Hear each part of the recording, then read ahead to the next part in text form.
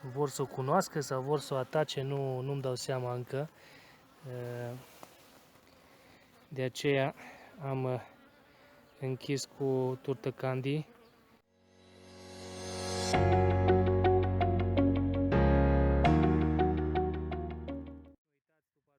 Bună ziua, sunt Mihai Rus de la stuparu.ro. Ne aflăm în 13 aprilie 2020 și a sosit momentul să folosim măcile de la rezervă. Am rămas între timp cu 5 măci din cele 8 iernate. O să vedem imediat cum arată aceste microfamilii înăuntru și cum le vom folosi măcile. Așa arată una dintre familii. Observați aici matca. Aici avem o ramă din asta acordeon care se poate rupe cu balama în două. Puiet destul de frumos și pe o parte și pe alta. Rezerve strânse din siropul dat, iar din polenul din zona noastră a strâns polen, chiar cantități mărișoare, aici un pic de polen pe o parte. Deci cam așa arată o familie medie în momentul de față. Voi recolta matca într-o cușcă de asta de expediție și va fi transportată la noul roi care îl voi face cu această matcă, care va deveni familia ajutătoare la stupii de producție în salcă. Bun, matca e recoltată aici în cutie, cușcă de expediție, și rama transformată în ramă de mer va ajunge în acest stup. Aici voi strânge toate aceste mici rame și le voi lăsa cu o matcă încă pentru o săptămână aici pe poziția asta, fiindcă avem efectiv merii care trebuie polenizați. Pe urmă va ajunge și ea în stupină și va deveni familia ajutătoare. Aici e o altă familie cu ramă acordeon. E una dintre familiile care a fost ajutată cu albinele din tester, acoperite cu zahăr praf. Eu zic că arată destul de bine. Aici avem polen, în rest e păstură. Aici iarăși polen.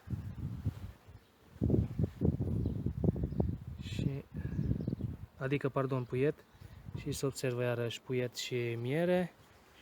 Matca este în regulă, era aici pe partea asta și avem și aici puiet. Deci eu zice că nu cred că mor acele albine care sunt puse în tester și pe urmă sunt acoperite cu zahăr praf. Am auzit teoria asta la cineva, dar eu am testat și văd că nu se adeverește. Cea mai puternică familie momentan dintre aceste microfamilii e puternică fiindcă aici s-a pierdut o matcă și le-am unit pe cele două. Ambele au fost ajutate cu albină cu zahăr praf din tester și după cum arată, eu cred că arată foarte bine. Oare de ce e lipit aici? Da, uite, au băgat foarte bine miere, transformat siropul care l-am dat în miere, dar posibil să și fie adus, fiindcă sunt foarte vizitați, am câțiva mere aici și mai au și vecinii prin cartier. Și deja clădit făguraș pe exterior. Acolo se zărește un pic de puiet deja. Nu știu cât de bine,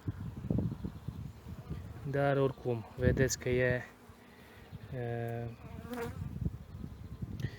plină cu albine, plină.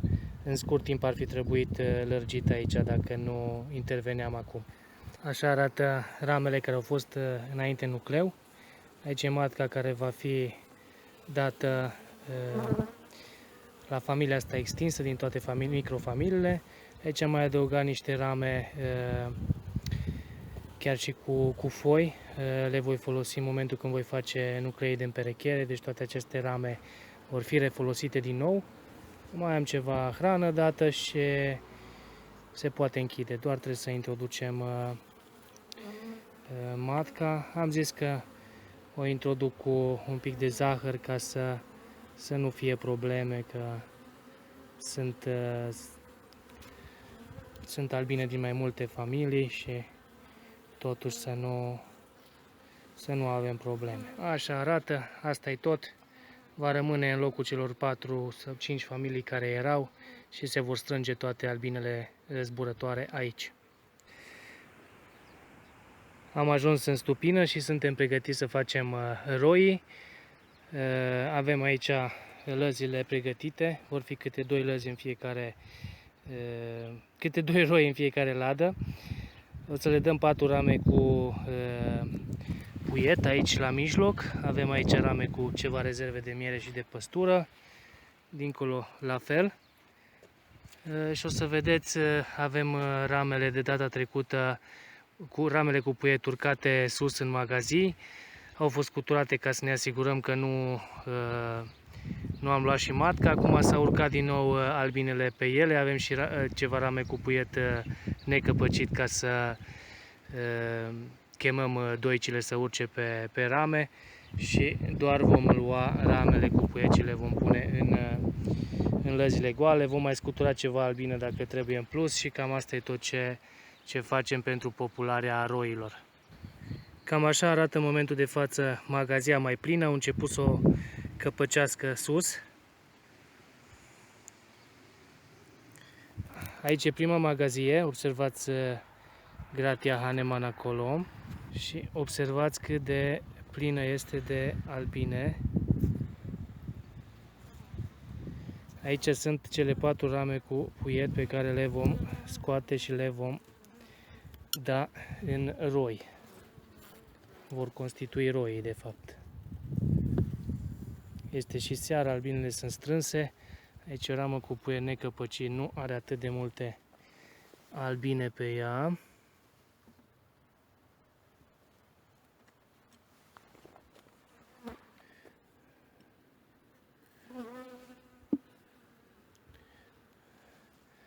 Aici e una cu puiet necăpăcit, mă așteptam să adune mai multă albină.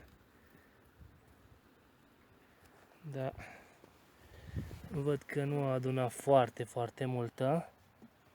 Așa că voi mai scutura probabil vreo 2 rame. Le pulverizez cu sirop, am sirop cu High Life tot timpul pregătit și atunci le pot scutura foarte ușor în ladă.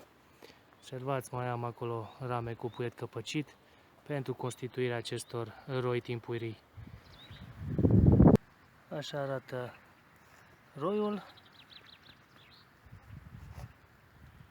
Am introdus deja una dintre măcile de la rezervă. Observați că albinele se agită un pic în jurul ei.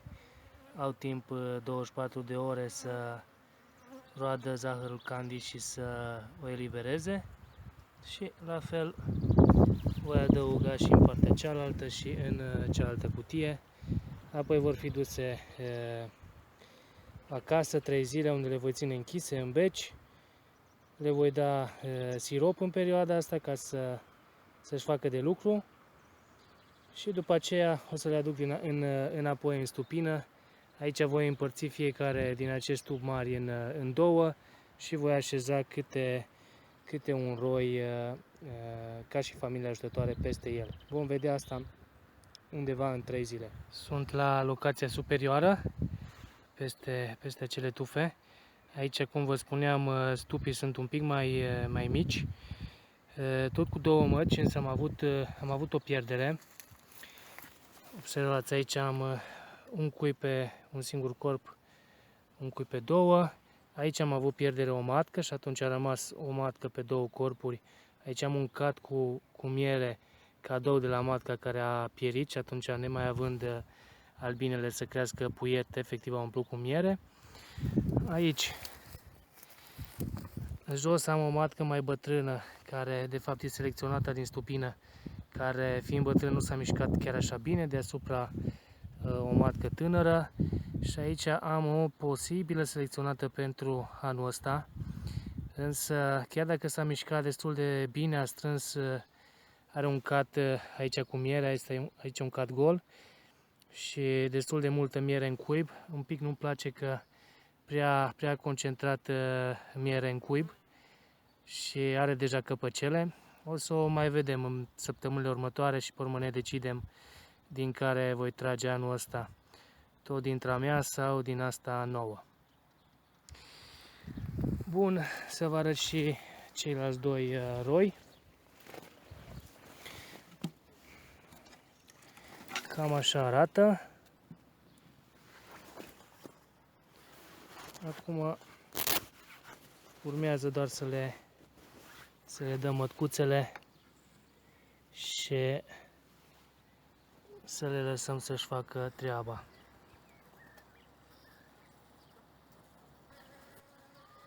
Vor să o cunoască sau vor să o atace, nu-mi dau seama încă.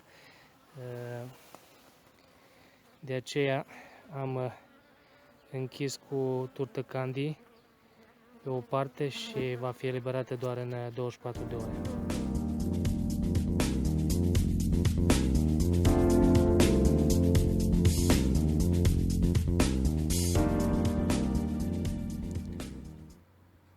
Așa arată roii după 2 zile în pivniță.